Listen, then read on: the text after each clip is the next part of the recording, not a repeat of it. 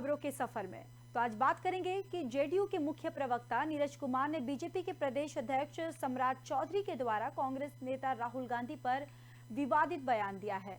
दरअसल उन्होंने कहा कि देश में एक ऐसा परिवार है जिसने प्रधानमंत्री रहते हुए देश के लिए अपनी शहादत दी है, उसके खिलाफ सम्राट चौधरी के द्वारा जो बयान दिया गया है उसे कतई सही नहीं माना जा सकता है। वहीं नीरज कुमार ने कहा कि अभी बहुत गर्मी है और सम्राट चौधरी के सर पर पगड़ी है, इस कारण कुछ भी बोल रहे हैं, लेकिन उनको अपने गिरेबान में झांकना चाहिए।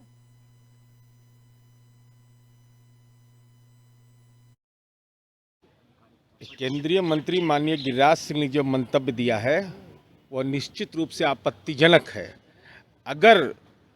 अगर गोडसे को आप सपूत मानते हैं, आप इस देश के इतिहास को कलंकित करने की कोशिश कर रहे हैं। गोडसे जैसा लोग सपूत होगा तो शहीद आजम भगत सिंह क्या थे, राम प्रसाद बिस्मिल क्या थे, प्रफुल्ल चंद्र चाकी क्या थे।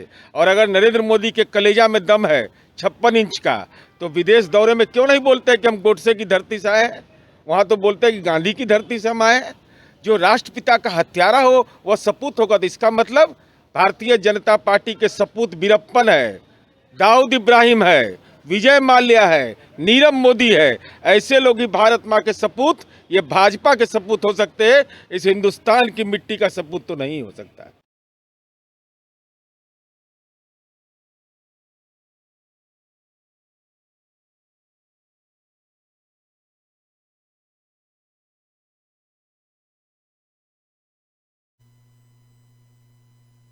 यूपी के हमीरपुर में जनता को बेहतर स्वास्थ्य सेवाएं देने के लिए प्रदेश सरकार निर्देश पर हमीरपुर जिले में एएनएम स्वास्थ्य कर्मियों को नियुक्ति पत्र वितरित कार्यक्रम का आयोजन किया गया, जिसमें पहुंचे राज्यसभा सांसद बाबूराम निषाद और सदर विधायक मनोज प्रजापति, ड्राठ विधायक मनीष अनुरागी और एएनएम स्वास्थ्य कार्यकर्तियों को नियुक्ति पत्र वितरित किए गए। आपको बताते चले कि मुख्यालय के कलेक्ट्रेट परिसर स्थित अब्दुल कलाम सभागार में प्रदेश सरकार के निर्देश पर नियुक्ति पत्र वितरण कार्यक्रम का आयोजन किया गया, जिसमें जिले भर के पहुंची 48 एएनएम स्वास्थ्य कर्मियों को नियुक्ति पत्र वितरित किए गए, जो अब अपने अपने क्षेत्रों में पहुंचकर स्वास्थ्य सेवाओं को बेहतर बनाने की दिशा में काम करेंगी। प्रदेश में स्वास्थ्य कर्मियों की कमी पर राज्यसभा सांसद ने कहा कि सरकार स्वास्थ्य सेवाओं को बेहतर बनाने का काम कर रही है, जिसमें से मेडिकल कॉलेज, अस्पताल और चिकित्सकों नियुक्ति की जा रही है, जो कमियां पहले से उन्हें दुरुस्त किया जा रहा है।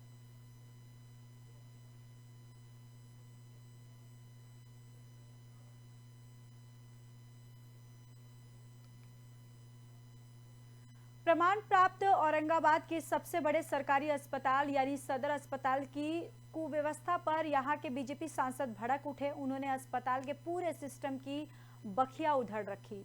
अस्पताल की कुख्या व्यवस्था को लेकर उन्होंने अस्पताल के डिप्टी सुपरिटेंडेंट को जमकर डांट फटकार लगाई। वहीं सांसद ने सिविल सर्जन की मौजूदगी में कहा कि लोग अस्पताल आ रहे हैं और यहाँ डॉक्टर नहीं रहे, मरीज लौट जा रहे हैं और उनको कौन देखेगा।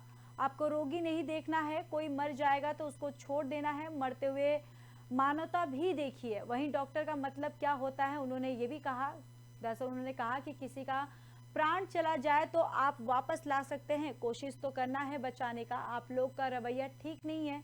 हम लोग आमरण अनशन पर बैठेंगे, वही धरने भी देंगे। हम लोग कौन सत्ताधारी दल के आदमी हैं कि हम लोगों को कोई लाचारी है। और इतना कुछ सुनने के बाद सांसद वहां से चले गए। बाद में सांसद ने कहा कि सदर अस्पताल में 100 बेड का भवन बन रहा है, निर्माण की क्वालिटी तो खराब है ही, वहीं इतने बड़े अस्पताल के लिए पार्किंग की पर्याप्त व्यवस्था नहीं है। डॉक्टरों की गाड़ियां, मरीजों को लेकर आने वाले वाहन और मरीजों की तीमारदारों का वाहन भी वहां खड़ा होगा, इसके लिए पार्किंग की पर्याप्त व्यवस्थाएं नहीं है। अस्पताल में मरीजों का बेहतर ख्याल नहीं किया जाता है। सांसद ने यह भी कहा कि जिस तरीके से बिहार सरकार हर मामले में फेल है, उसी तरह सदर अस्पताल भी फेल है।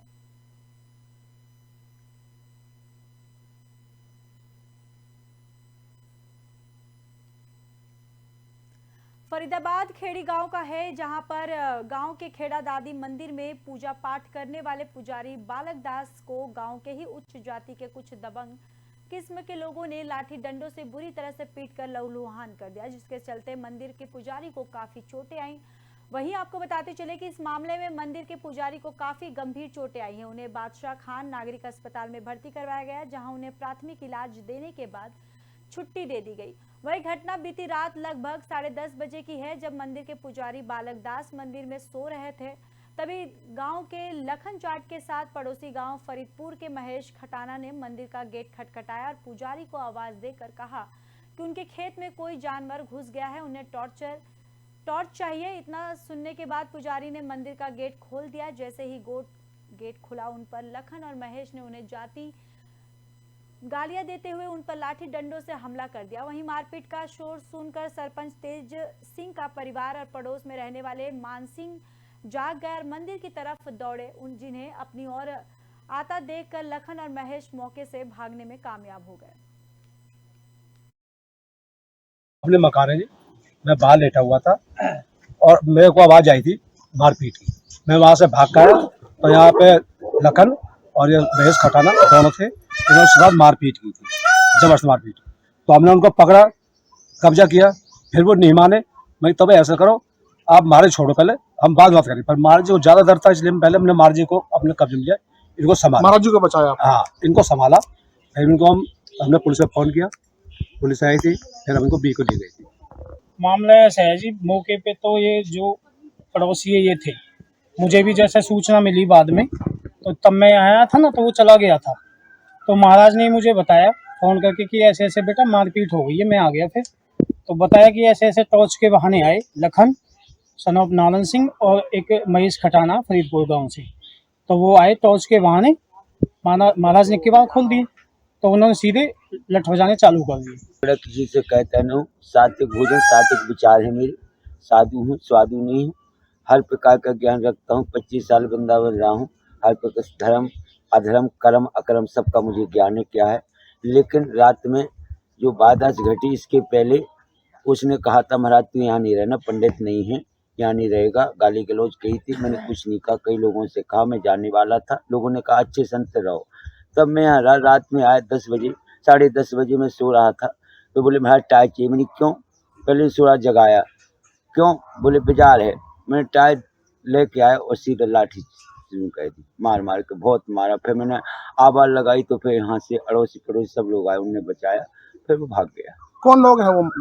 वो लखन और एक महेश खटाना। अच्छा, कहाँ के हैं ये लोग दोनों? महेश तो यहीं का है, नहीं महेश फरीदपुर का, महेश फरीदपुर का है, लखन यहीं का खेड़ी कला। अच्छा, अपने मकान है। उत्तर प्रदेश जनपद अमरोहा गजरौला नेशनल हाईवे पर तेज रफ्तार अज्ञात वाहन ने बाइक में जोरदार टक्कर मार दी, जिसमें एक की मौत हो गई और वहीं गंभीर रूप से घायल भी हो गए। दरअसल आपको बताते चले कि गजरौला के ख्यालीपुर के गांव भगवानपुर निवासी राहुल पुत्र मंगला अपनी डिस्कवर बाइक से अपने गांव के ही 2 दोस्तों के साथ अपनी डिस्कवर मोटर बाइक के सवार होकर गजरौला की तरफ जा रहे थे। जैसे ही तीनों बाइक सवार कांकाठेर ढाल हाईवे रोड पर पहुंचे तो तेज रफ्तार अज्ञात वाहन ने मोटर बाइक में जोरदार टक्कर मार दी। वहीं अज्ञात वाहन की जोरदार टक्कर से तीनों बाइक सवार युवक गिर गए और जिससे बाइक चालक की मौके पर ही मौत हो गई है। वहीं पीछे बैठे दोनों युवक गंभीर रूप से घायल हो गए। मौके पर पहुंची गजरौला पुलिस ने दोनों घायल युवकों को आनन फानन में प्राथमिक उपचार देकर गजरौला सामुदायिक स्वास्थ्य केंद्र से जिला अस्पताल को रेफर कर दोनों को ही गंभीर हालत में भर्ती करवाया गया। वहीं मृतक के परिजनों का रो रो कर बुरा हाल है। दरअसल गजरौला पुलिस ने पंचनामा भरकर शव को पोस्टमार्टम के लिए भेज दिया है। तो बताते चले कि तेज रफ्तार का कहर देखने को मिला है, जहां पर अज्ञात वाहन ने बाइक सवार को टक्कर मार दी है, जिसमें 3 लोग घायल हुए हैं, जिसमें से एक की मौके पर ही मौत हो गई है और 2 का भी अस्पताल में उपचार चल रहा है। दरअसल गजरौला के ख्यालीपुर गांव के भगवानपुर निवासी राहुल पुत्र मंगला अपनी डिस्कवर बाइक से अपने गांव के ही 2 दोस्तों के साथ अपनी डिस्कवर मोटरसाइकिल पर सवार होकर गजरौला की तरफ जा रहे थे और जैसे ही तीनों बाइक सवार कंकाठेर ढाल हाईवे रोड पर पहुंचे तो तेज रफ्तार अज्ञात वाहन ने मोटर बाइक में जोरदार टक्कर मार दी। अज्ञात वाहन की जोरदार टक्कर से तीनों बाइक सवार युवक गिर गए और जिससे बाइक चालक की मौके पर ही मौत हो गई। वहीं पीछे बैठे दोनों युवक गंभीर रूप से घायल हो गए हैं। मौके पर पहुंची गजरौला पुलिस ने दोनों घायल युवकों को आनन फानन में प्राथमिक उपचार देकर गजरौला सामुदायिक स्वास्थ्य केंद्र से जिला अस्पताल को रेफर कर दिया और दोनों की हालत अभी गंभीर बताई जा रही है। वहीं मृतक के परिजनों का रो रो कर बुरा हाल है। गजरौला पुलिस ने पंचनामा भरकर शव को पोस्टमार्टम के लिए भेज दिया है।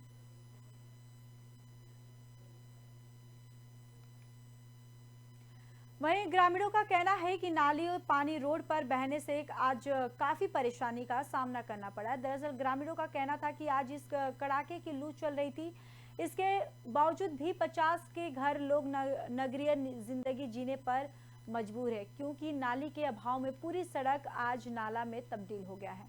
लोगों का जीना दुश्वार हो गया है। उन लोगों को कहना था कि महादलित परिवार से आते हैं और इसलिए हम लोगों को नर्क की जिंदगी पर मजबूर किया जा रहा है, क्योंकि आज़ादी के 75 साल बीत जाने के बाद भी आज तक हमारे मोहल्ले में नाली का निर्माण नहीं हो सका, जिसके कारण नाली की पानी रोड पर जमा रहता है, जबकि इस रोड से तकरीबन दर्जनों गांव के लोग आना जाना होता है। खासकर सड़क पर पानी जमा होने के कारण आज स्कूल बच्चों को भी परेशानी का सामना करना पड़ रहा है। इस लजमाव को लेकर सरकार और जिला प्रशासन के खिलाफ ग्रामीणों का आक्रोशित है और ग्रामीणों का कहना है कि अगर बिहार सरकार और जिला प्रशासन इस समस्या का समाधान नहीं कर पाती है तो आने वाले समय में बिहार सरकार के लिए घातक सिद्ध होगा। अब ये देखना लाजमी होगा कि क्या बिहार सरकार अपनी विकास की किरण इन गांवों तक पहुंचाने में सफल हो पाती है या फिर सरकार की विकास के दावे टाइम फिश बन के रह जाएंगे।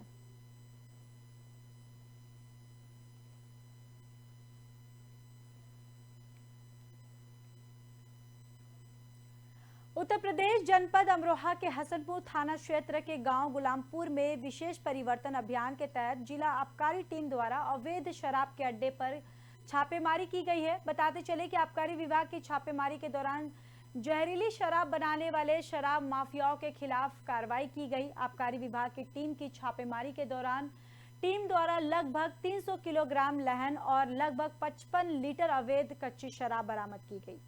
वहीं जहरीली शराब के लहन को मौके पर ही नष्ट कर दिया गया और 5 अभियोग को विरासत में लेकर न्यायालय के समक्ष पेश किया गया है।